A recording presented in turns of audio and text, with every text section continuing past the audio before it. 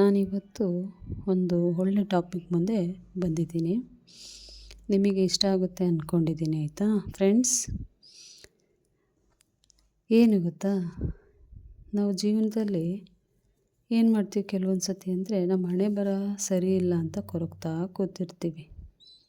ಆದರೆ ಎಲ್ಲದಕ್ಕೂ ದೇವರು ಒಳ್ಳೆ ದಾರಿಯನ್ನು ತೋರಿಸ್ತಾನೆ ಅಂತ ನಂಬಿಕೆ ಇರಬೇಕು.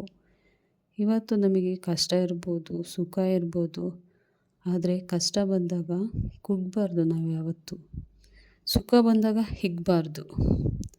ಕಷ್ಟ ಸುಖ ಯಾಕೆ ದೇವ್ರು ಕೊಡ್ತಾನಂದರೆ, ಮನುಷ್ಯ ಕಷ್ಟ ಬಂದಾಗ ಯಾವ ರೀತಿ ಎದುರಿಸ್ತಾನೆ ಮತ್ತು ಸುಖ ಬಂದಾಗ ಯಾವ ರೀತಿ ಎದುರಿಸ್ತಾನೆ ಅಂತ ನೋಡೋದಕ್ಕೆ ದೇವರು ಒಂದಲ್ಲ ಒಂದು ದಾರಿಯನ್ನು ತೋರಿಸ್ತಾ ಇರ್ತಾನೆ.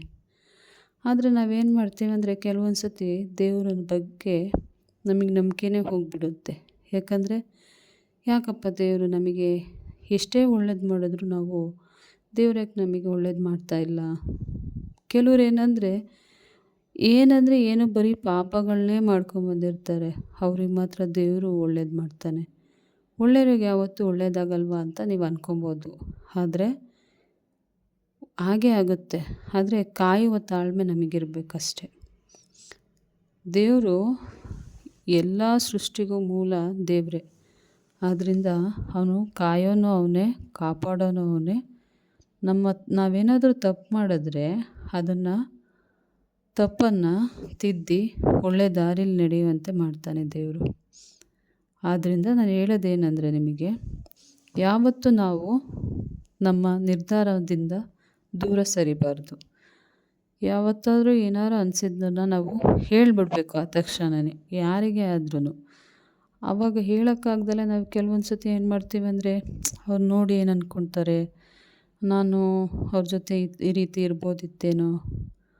ಆದರೆ ಕೆಲವೊಂದು ವಿಷಯಗಳನ್ನ ನಾವು ಅನಿಸಿದಾಗಲೇ ಹೇಳ್ಬಿಡ್ಬೇಕು. ಮತ್ತೆ ನಾವು ಹೇಳ್ತೀವಿ ಅನ್ನೋದು ಸುಳ್ಳು. ಆವಾಗ ಏನಾಗುತ್ತೆ ಅಂದರೆ, ನಮಗೆ ಮನಸ್ಸಲ್ಲಿ ಒಂದು ಕೊರಿತಾನೇ ಇರುತ್ತೆ. ಏನಪ್ಪ ಮಾಡೋದು, ಏನು ಮಾಡೋದು ಅಂತ ಅನಿಸುತ್ತೆ. ಆದ್ದರಿಂದ ನಾನು ಹೇಳಿದ್ದೇನೆಂದರೆ, ನಾವು ತಾಳ್ಮೆಯಿಂದ ಇರಬೇಕು ಯಾವತ್ತು. ತಾಳ್ಮೆ ಇದ್ದಷ್ಟು ಮನುಷ್ಯ ಏನಾಗ್ತಾನೆಂದರೆ ಗಟ್ಟಿ ಆಗ್ತಾ ಹೋಗ್ತಾನೆ.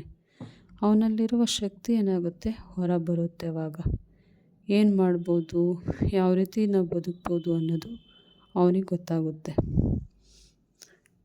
ನಿಮಗೆ ನಾನು ಮಾತಾಡ್ತಿರೋದು ಎಲ್ಲರಿಗೂ ಅರ್ಥ ಆಗ್ತಿದೆ ಅಂತ ಅಂದ್ಕೊಂಡಿದ್ದೀನಿ. ಏನಾದರೂ ಇದರಲ್ಲಿ ತಪ್ಪಿದರೆ ನೆಕ್ಸ್ಟ್ ವಿಡಿಯೋದಲ್ಲಿ ಅದನ್ನು ಕರೆಕ್ಟ್ ಮಾಡ್ಕೊಳ್ತೀನಿ.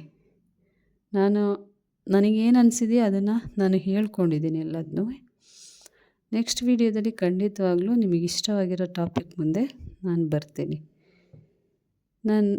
ನನ್ನೆಲ್ಲ ಯೂಟ್ಯೂಬರ್ಸ್ಗೂ ನಾನು ಹೇಳೋದೇನೆಂದರೆ, ಯಾರ್ಯಾರು ನನ್ನ ಚಾನಲ್ನ ನೋಡ್ತಿದ್ದೀರೋ ಅವರು ದಯವಿಟ್ಟು ಸಬ್ಸ್ಕ್ರೈಬ್ ಮಾಡ್ಕೊಂಡಿಲ್ಲ ಅಂದರೆ ಪ್ಲೀಸ್ ಸಬ್ಸ್ಕ್ರೈಬ್ ಮಾಡ್ಕೊಳ್ಳಿ, ಕಮೆಂಟ್ಸ್ ಮಾಡಿ ಮತ್ತು ಶೇರ್ ಮಾಡಿ. ಯಾವುದೇ ಕಾರಣಕ್ಕೂ ಇದನ್ನು ಮಿಸ್ ಮಾಡಬೇಡಿ ಅಂತ ಹೇಳ್ತೀನಿ. ಯಾರ್ಯಾರು ದಯವಿಟ್ಟು ನನ್ನ ವೀಡಿಯೋನ ನೋಡ್ತಿದ್ದೀರೋ ದಯವಿಟ್ಟು ಸಬ್ಸ್ಕ್ರೈಬ್ ಮಾಡಿ, ಶೇರ್ ಮಾಡಿ, ಕಮೆಂಟ್ಸ್ ಮಾಡಿ ಅಂತ ಈ ಮೂಲಕ ಎಲ್ಲರಿಗೂ ನನ್ನ ಧನ್ಯವಾದಗಳನ್ನು ಹೇಳ್ತಾ ಇದ್ದೀನಿ ಫ್ರೆಂಡ್ಸ್. ನನ್ನ ವಾಯ್ಸ್ ನಿಮಗೆ ಇಷ್ಟ ಆಗಿದ್ದರೆ ಲೈಕ್ ಮಾಡಿ ಫ್ರೆಂಡ್ಸ್.